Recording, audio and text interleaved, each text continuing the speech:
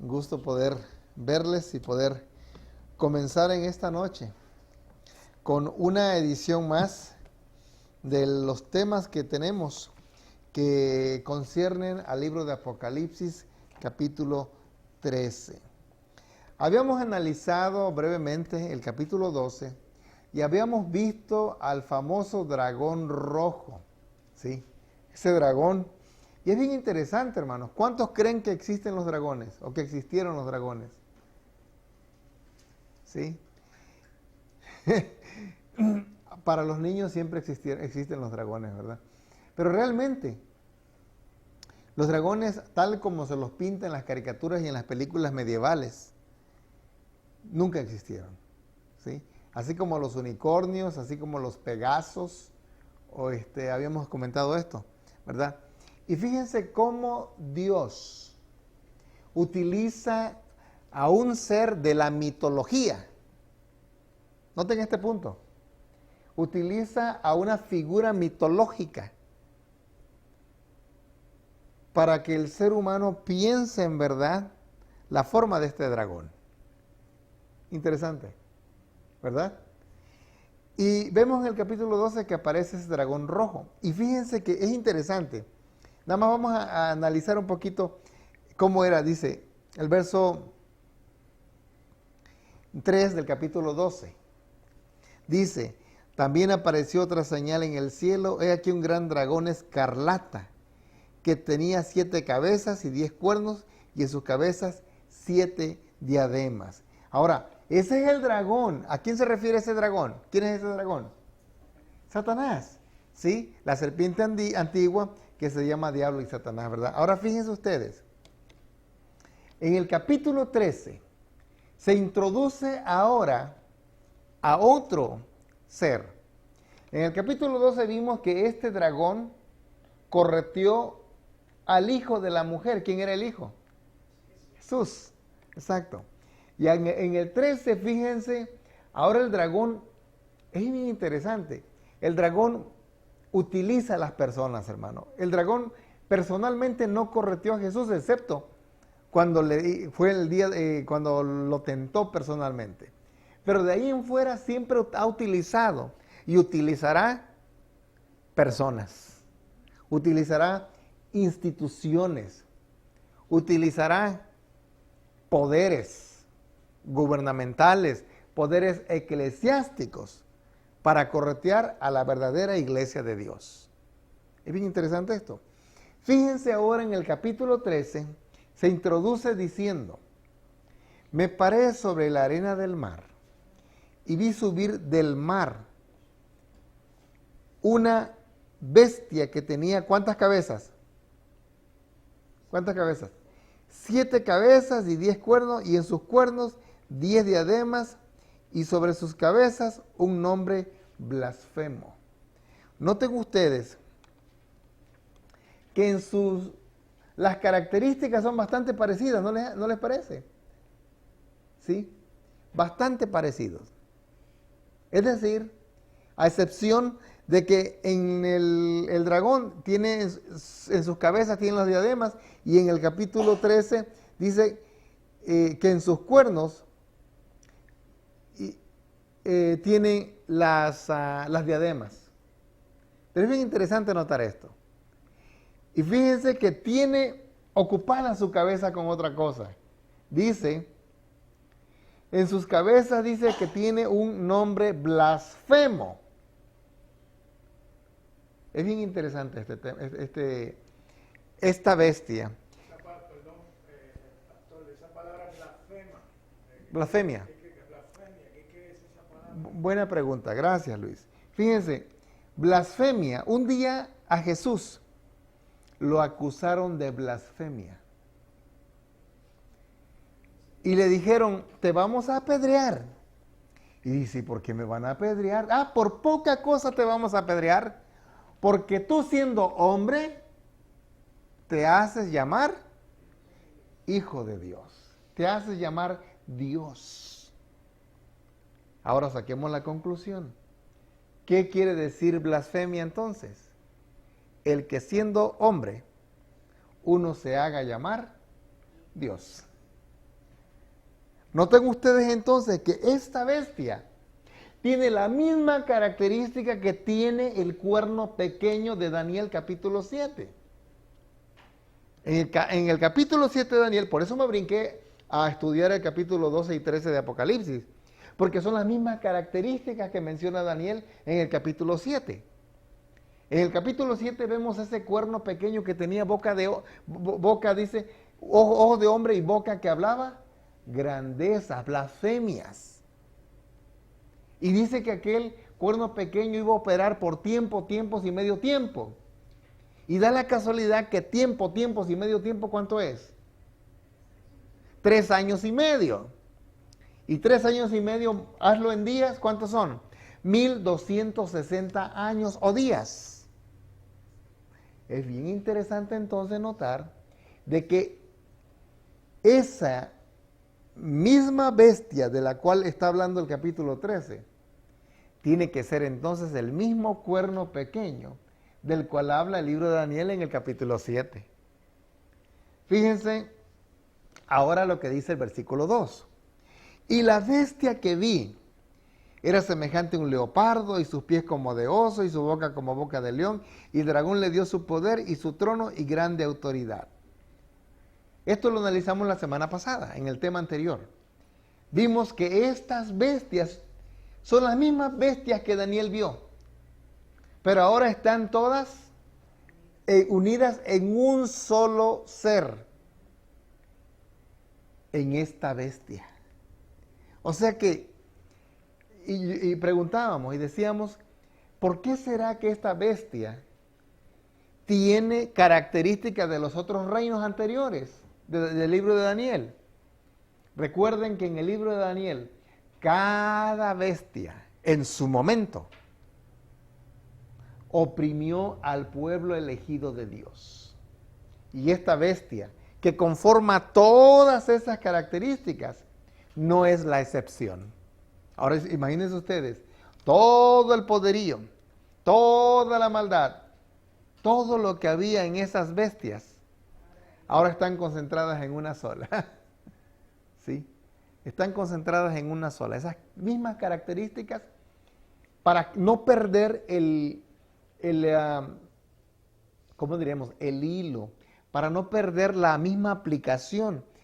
A Juan se le presenta esto. Se les presenta a esta bestia. Pero fíjense que esta bestia es una bestia interesante. Porque dice, verso 3, capítulo 13, verso 3. Y vi una de sus cabezas como herida de muerte. A esta bestia un día le dieron un puntapié y se cayó y recibió una herida de muerte. ¿Quién le había dado autoridad a esta bestia para hacer todo lo que hizo? El versículo 2 dice, y el dragón, a la mitad dice, y el dragón le dio su poder y su trono y grande autoridad. Esta bestia comenzó a reinar poco a poco. No fue un asunto de la noche a la mañana, hermanos. Nadie se hace poderoso de la noche a la mañana, y lo vamos a analizar hoy. Cuando analicemos un poquito el nacimiento de la imagen de la bestia. Fíjense, de la otra bestia. Fíjense ustedes, aquí vemos a esta bestia que inicia poquito a poquito. Es un poder político y religioso. ¿Nace cuándo? En el libro de Daniel vimos que este cuerno pequeño derribó a 3 cuernos, ¿sí? Y se estableció entre los 10 reinos que había, tiró a 3 y se estableció. De acuerdo a la historia, en el año 538 de nuestra era, es cuando se le da el poder absoluto a este poder religioso.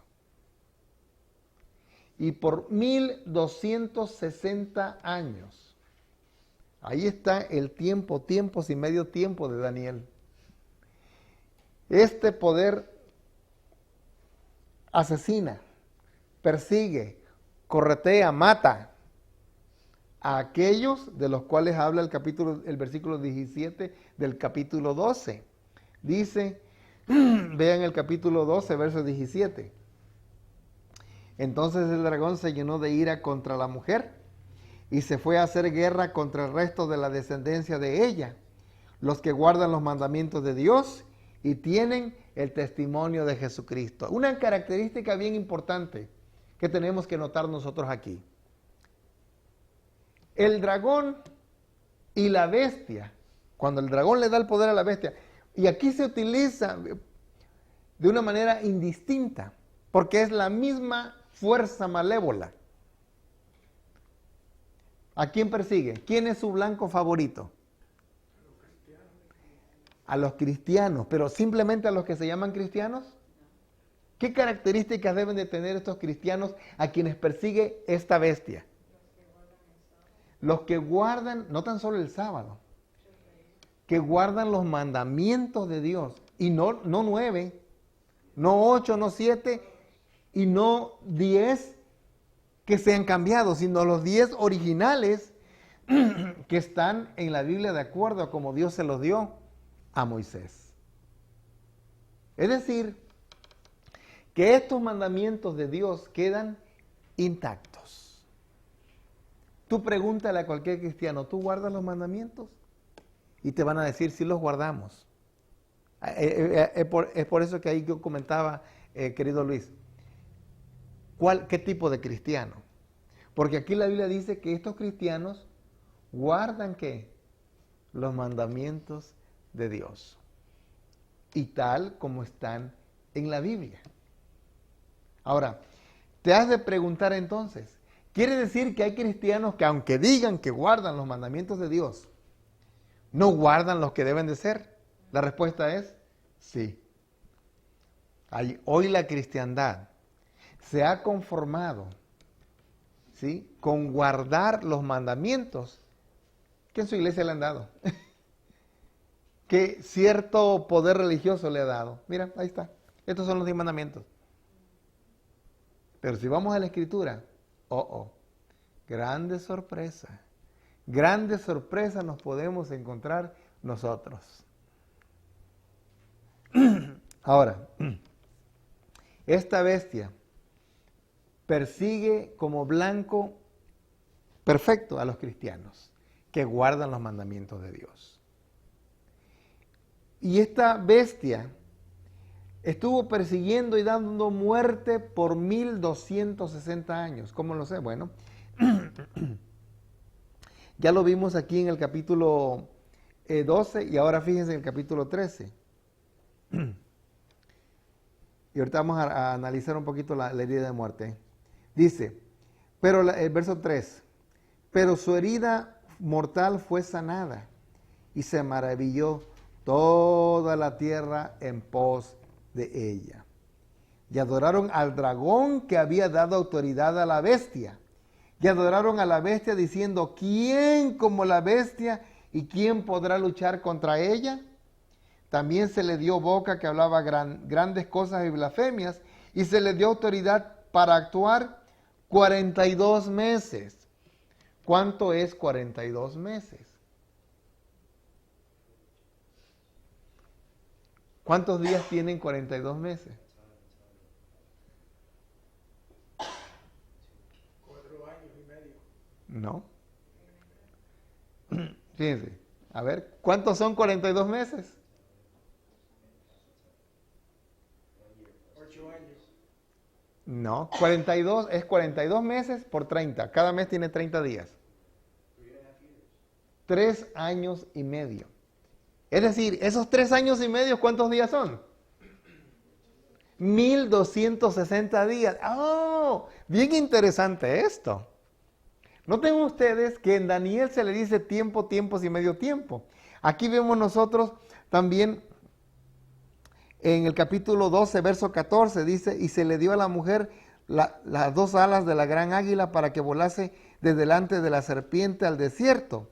La mujer es la iglesia, que huyó al lugar desierto, dice, a su lugar donde es sustentada por un tiempo y la mitad de un tiempo. Es decir, 3 años y medio marcado en tiempos. Y 42 meses, otra manera de decirlo. ¿Notan el punto? Así de importante es en la Biblia que se menciona varias veces la misma cantidad de tiempo. O sea que el dragón y la bestia se pueden intercambiar de una manera interesante. Porque el mismo tiempo que el dragón persigue a la iglesia es el mismo tiempo que esta bestia persigue a la iglesia. Por lo tanto, es el mismo dragón actuando a través de la bestia. Interesante. Es el mismo tiempo, la misma cantidad de tiempo. 42 meses. ¿Cuándo comenzó? De acuerdo a los historiadores, esta bestia, o este cuerno pequeño, comenzó a actuar en el año 538. Tenían que pasar 1260 años. Yo les comentaba la semana pasada que los hermanos Wesley, los creadores del metodismo, de la iglesia metodista, los fundadores, ellos en ese tiempo, en los 1750, 52, uno de ellos todavía escribió: muy pronto se va a acabar el tiempo en que está dominando la bestia. O sea que para ellos, escuchen este punto, para ellos no había duda de que la bestia de la cual habla el libro de Apocalipsis en el capítulo 13, ellos no la confundían, era aplicada al papado. ¿Qué institución ha perseguido a tantos cristianos y ha matado más de 50 millones de personas? La Iglesia Católica Apostólica Romana. Todavía hoy, yo alcancé a ver a algunos titulares. El Papa presenta: les pedimos, hermanos, que perdonen los errores que ha cometido la Iglesia, porque en los últimos años se ha sabido de violaciones, etc. Es cierto. Esto ha sido en los últimos años, porque ya hay más, la gente ya no se queda callada, porque hay más evidencias, porque la gente ya está abriendo un poco los ojos en cuanto a que tiene derechos. Pero que en aquel tiempo, cuando durante 1260 años no había otra autoridad, donde el gobierno y la iglesia eran la misma cosa, ¿a quién ibas a correr a pedirle ayuda? Nadie te iba a defender. Nadie. Y durante ese periodo de tiempo, este poder estuvo actuando. Pero dice aquí que esta bestia fue herida de muerte. ¿Cuándo se le dio esa famosa herida de muerte? Fíjense, esta bestia recibió su herida de muerte el día en que el general Berthier entra allá a Roma. Este era un general de Napoleón Bonaparte. Entró y tomó prisionero al Papa. Le dijo: no, señor, de aquí usted ya se me quita. Ya el fin de ese poder estaba ya marcado. El día en que Napoleón Bonaparte fue coronado emperador, porque este poder papal tenía la capacidad de a quien se le pegaba la gana, le ponía la corona y decía: tú vas a ser rey. ¿Sí? Tú vas a ser rey. Y cuando iban a coronar a Napoleón Bonaparte, Napoleón agarró y le quitó la corona, le dijo: no, señor, esta yo me la pongo solo. ¡Pum! Y se puso Napoleón la corona él solo, como diciéndole: tú ya no serás más autoridad. Y lo comprobó cuando en 1798 el general Berthier desterró al Papa, donde posteriormente murió. Todo el mundo decía: aquí se acabó la iglesia. No más. No más.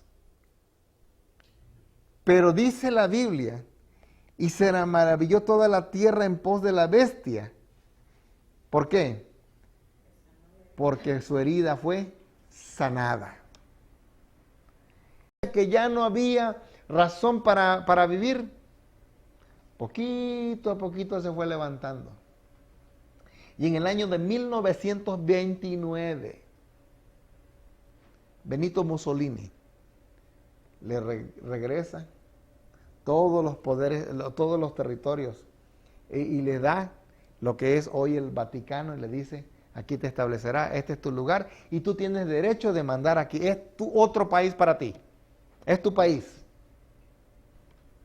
No recuerdo cuánto mide, creo que son 13 kilómetros de grande el Vaticano, y ahí es un imperio. Y tiene embajadores de todos los países del mundo donde se ha permitido entrar con su religión. Pero es bien interesante de que a partir de esa fecha, poco a poco fue subiendo. Y hoy estamos viendo de que la herida se está sanando. Hoy, 23 de septiembre de 2015, hemos podido constatar que la herida se va sanando. Y ese poder que tenía, lo está recuperando. A tal grado, ya lo habíamos comentado en la edición anterior, a tal grado que fue capaz de decirle a Obama: Obama, arregla los asuntos con Cuba. Y los arregló. Y ahora viene para establecer un día familiar, el cual está sonando bien fuerte. Y con ese día familiar, ¿cuál es el plan? El problema está de que hay mucha inmoralidad. Por ahí tomamos el asunto. La inmoralidad sexual, matrimonios del mismo sexo, todo eso trae como resultado de que se hagan leyes para frenar eso. ¿Todo a qué se debe? De que no hay religión en la casa, en el hogar. Por lo tanto, hay que establecer un día familiar donde la gente vaya a la iglesia. Hay que cerrar negocios. Y cerrando negocios, la gente tiene que ir a la iglesia. Posiblemente va a iniciar como una sugerencia, pero posteriormente va a ser una obligación. Y aquel que no vaya va a recibir pena. Cuando tengan oportunidad, vean la ley dominical que está siendo establecida en Argentina.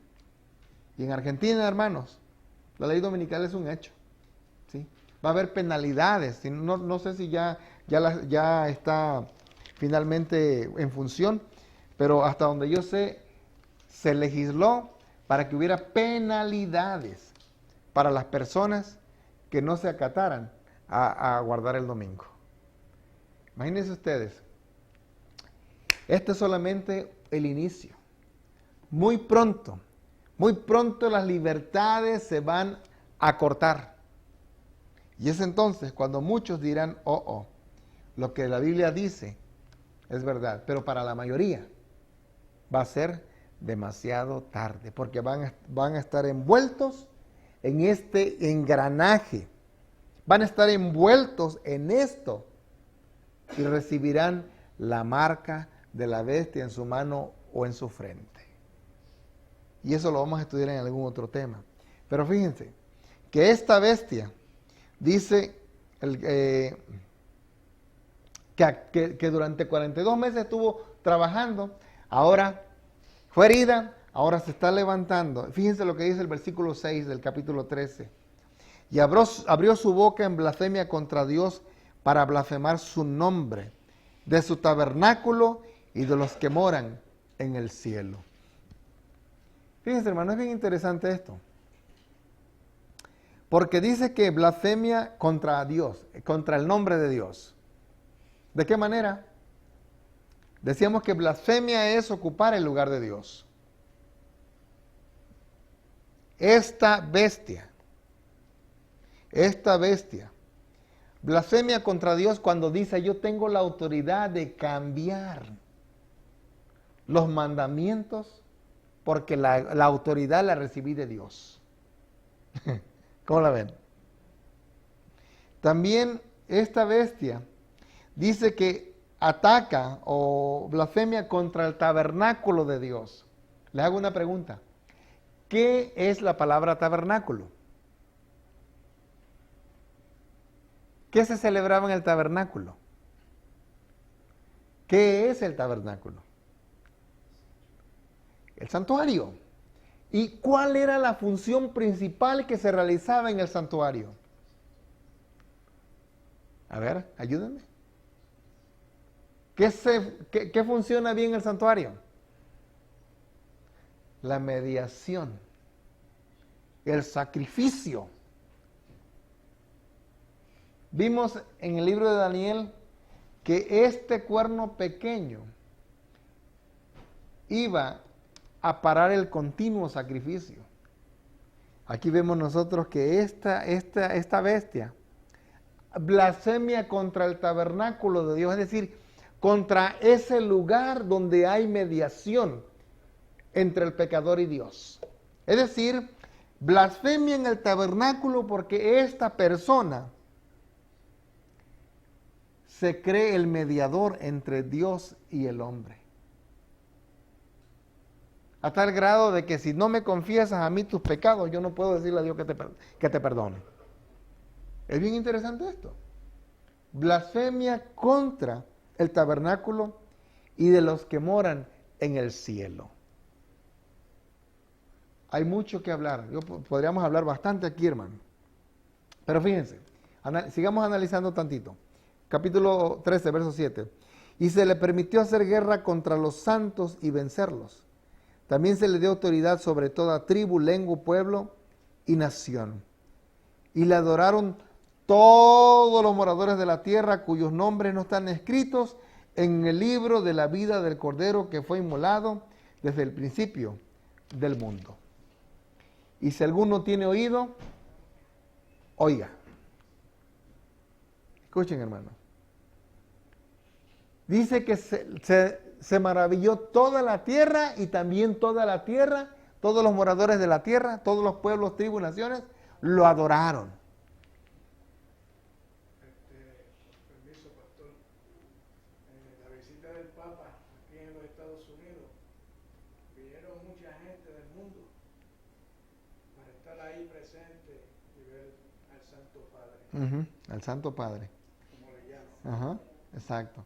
Me llama la atención que cuando murió Juan Pablo II, no recuerdo si fueron 3 o 4 presidentes de aquí de Estados Unidos, que fueron y se arrodillaron ante el ataúd del Papa Juan Pablo II.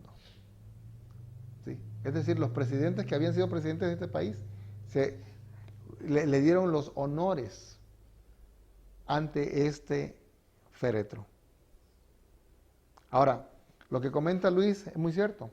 Gente personajes principales de las políticas llegaron de los diferentes estados de este país a recibir al Papa. Y por ahí decía el comentarista de la noticia, dice, nuestro Padre. El Padre de todos, decía. Cuando la misma Biblia dice, Jesús dijo, a nadie llaméis Padre. Ahora, fíjense lo que sigue diciendo. Versículo 10. Si alguno lleva en cautividad, va en cautividad. Si alguno mata a espada debe ser muerto. Aquí está la paciencia y la fe de los santos. Aquel que mata a espada, hermanos, un día a espada va a morir. La Biblia dice que esta bestia un día recibió herida de espada.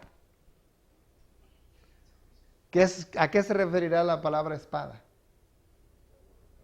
¿La palabra de Dios? La palabra de Dios puede significar, sí, la Biblia dice ahí en el libro de Hebreos, dice que es como una espada de 2 filos. Pero ¿será que la misma palabra hirió a la bestia? La historia dice que no, sino que fue un poder civil la que hirió a esta bestia. En este caso, el poder de Napoleón Bonaparte. Fíjense que a esta espada, podríamos decir que la espada que hirió a esta bestia fue ese poder civil que ella misma utilizó como espada para matar, para destruir, para destrozar al pueblo de Dios. Ese mismo poder ahora vino en contra de ella y también la lastimó. Por 1260 años utilizó el poder civil para destruir. Y también un día el poder civil la destruyó. La lastimó. No la destruyó, la lastimó. Le dio una herida mortal. Es bien interesante notar esto, hermano. Jesús le dijo a Pedro, Pedro, guarda tu espadita. Déjate de cosas. Porque el que espada hiere, a espada muere. No hagas eso. No hagas eso. Aquí, como dice la Escritura, aquel que tiene oído, oiga, entienda. Y aquí viene, hermanos, la parte número 2 del capítulo 13. Ya vimos que esta bestia es una bestia poderosa. Pero como es una bestia que está recién herida y apenas está sanando, necesita levantarse. Y noten ustedes que surge otra bestia. Bueno, pues ¿cuántas bestias hay en el libro de Apocalipsis? Ya vimos que existe un dragón, ya vimos que existe una bestia que recibe el poder del dragón, el dragón le da autoridad, y ahora surge otra bestia, con características bastante parecidas. Dice el capítulo 13, verso 11, después vi otra bestia que subía de la tierra y tenía 2 cuernos semejantes a los de un cordero, pero hablaba como dragón. ¿Quién es el dragón? Satanás. Y eso lo vamos a analizar la próxima semana. Esta bestia, hermanos, quiero que analicen esto. Pónganse a estudiar un poquito los 2 capítulos que estudiamos ya. ¿De dónde surgió la bestia? ¿De la tierra o del mar? ¿Y esta bestia de dónde sube? De la tierra. Si el mar significa pueblos, muchedumbres, mucha gente, ¿qué significará entonces la tierra? Lugar donde no hay mucha gente. Lugar inhabitado. Pues de ahí tiene que surgir la otra bestia. Y tiene que surgir cuando la otra bestia está cayendo. Noten ustedes que esta bestia, de la cual vamos a hablar la semana que viene, no está destruyendo a la primera bestia. Esta bestia está naciendo por otro lado, de otro punto de la tierra. Esta está cayendo acá y esta está levantando. De eso hablaremos en nuestro próximo tema. Que Dios les bendiga, hermanos. Pero yo les invito a que busquemos, a través del estudio de la palabra de Dios, la dirección de Dios, porque ahí dice, el que tiene oído, oiga. Estudie, prepárese, porque los días que vienen van a ser más difíciles. Que Dios les bendiga, que tengan todos una feliz noche. Vamos a ponernos de pie para orar.